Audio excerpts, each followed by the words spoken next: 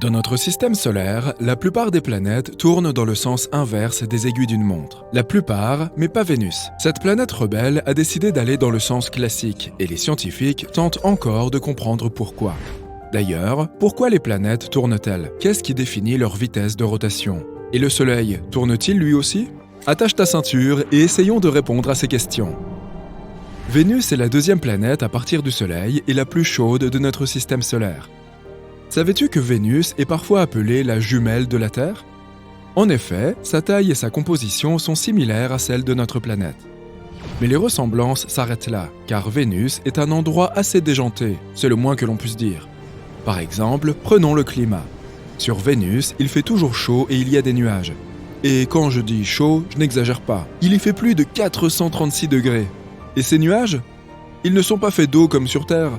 Ils sont faits d'acide sulfurique. Alors effectivement, sur Vénus, mieux vaut ne pas sortir sans une excellente crème solaire.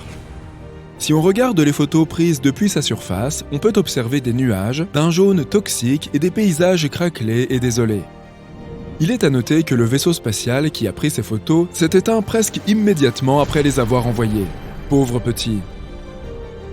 Mais la surface de Vénus n'est pas qu'une terre solide, sombre et plate. En fait, Vénus possède des montagnes plus hautes que le mont Everest. Mais elles ne sont pas faites de roches comme celles de la Terre. Elles sont constituées d'un matériau volcanique plus dense que la roche. Vénus est un endroit assez effrayant qui recèle de nombreux mystères. L'un d'entre eux intrigue les scientifiques depuis des années. Il s'agit donc de la rotation de la planète. La plupart des planètes de notre système solaire tournent dans le sens inverse des aiguilles d'une montre. Mais Vénus n'est pas comme les autres. Elle tourne dans le bon sens. Et ce n'est pas tout. Elle tourne également autour du Soleil plus vite que sur elle-même.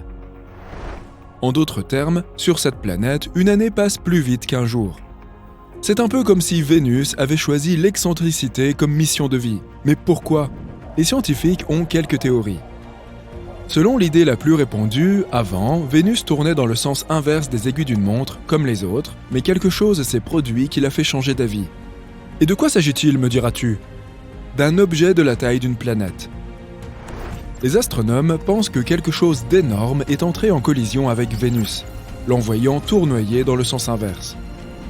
On peut imaginer cela comme un coup de billard cosmique. L'énorme objet mystérieux étant la boule de billard et Vénus la boule cible. Mais on ne peut pas dire que Vénus va dans le mauvais sens. Il n'existe pas de mauvais sens de rotation dans l'univers. C'est ce qu'on appelle la rotation rétrograde. C'est le cas lorsqu'une planète tourne dans le sens inverse de son orbite autour du Soleil. Vénus, par exemple, a une rotation rétrograde, ce qui signifie que le Soleil se lève à l'ouest et se couche à l'est sur cette planète. Désormais, lorsque ton horoscope te dira « Mercure rétrograde », tu sauras de quoi il s'agit. Mais Vénus n'est pas la seule planète bizarre de notre système solaire. Il existe des rotations de planètes tout à fait farfelues. Par exemple, la plupart des planètes de notre système solaire tournent autour d'une ligne imaginaire appelée axe. Cet axe est généralement rectiligne par rapport à l'orbite de la planète autour du Soleil. Cependant, certaines planètes comme Uranus ont un axe incliné, ce qui signifie qu'il est presque sur le côté par rapport à son orbite.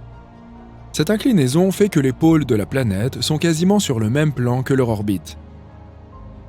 Résultat, à mesure que la planète tourne autour du Soleil, différentes parties reçoivent différentes quantités de lumière solaire, ce qui entraîne des variations saisonnières extrêmes. Par exemple, un pôle peut être exposé en permanence à la lumière du Soleil, tandis que l'autre sera plongé dans l'obscurité totale pendant une longue période. Uranus est la seule planète de notre système solaire à tourner sur elle-même. Les scientifiques pensent qu'elle aurait pu reproduire l'histoire de Vénus. Il fut un temps où un impact important a fait basculer Uranus hors de son axe de rotation d'origine, lui faisant prendre un angle de 98 degrés. Nous devrions être reconnaissants à Jupiter. Sa folle gravité attire tous les astéroïdes et nous protège de telles collisions.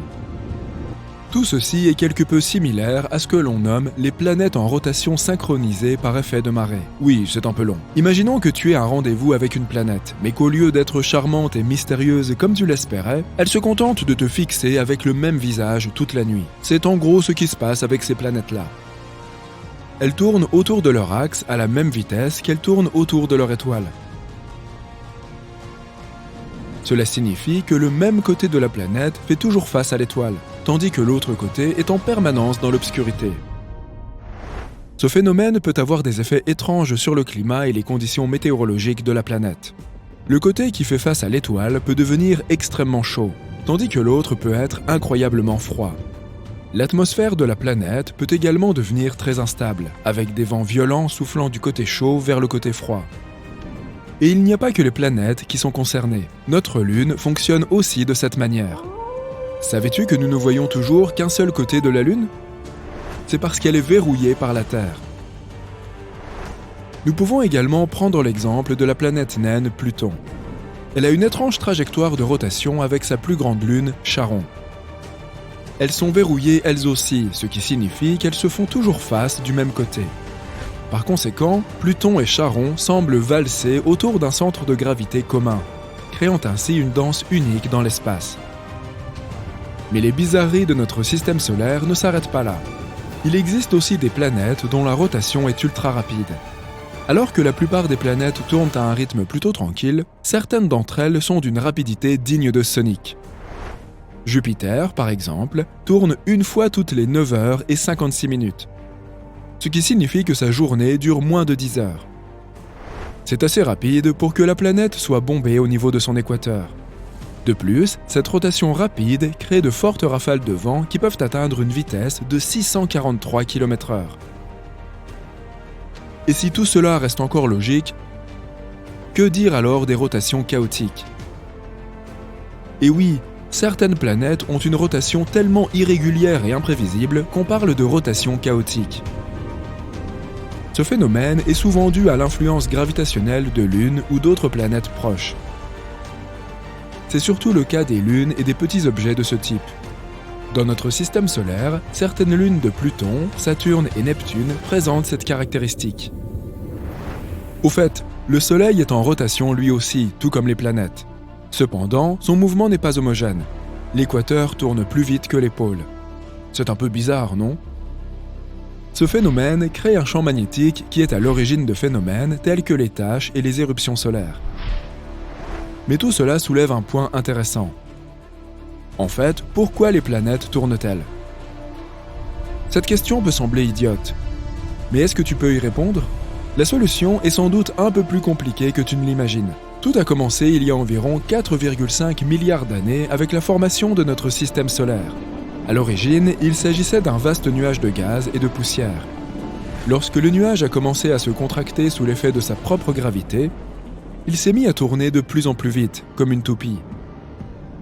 Ce mouvement de rotation a entraîné l'aplatissement du nuage qui a pris la forme d'un disque. Au fur et à mesure que le nuage se contractait, le centre devenait plus dense et plus chaud, ce qui a fini par former le Soleil.